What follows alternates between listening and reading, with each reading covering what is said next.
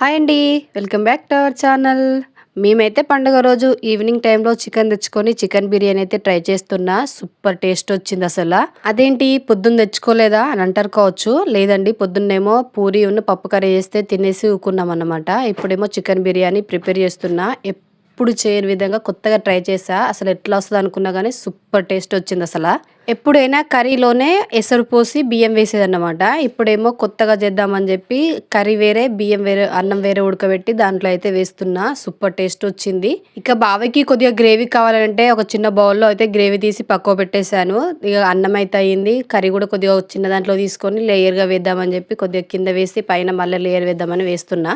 అవును, ఇంతకీ మీరు పండుగ రోజు ఈవినింగ్ టైంలో చికెన్ తెచ్చుకున్నారా, మార్నింగ్ టైంలో తెచ్చుకున్నారా అనేది కామెంట్ సెక్షన్లో కామెంట్ చేయండి. మరి ఇక బిర్యానీ అయితే రెడీ అయిపోయింది. మరి రండి తినేద్దాము.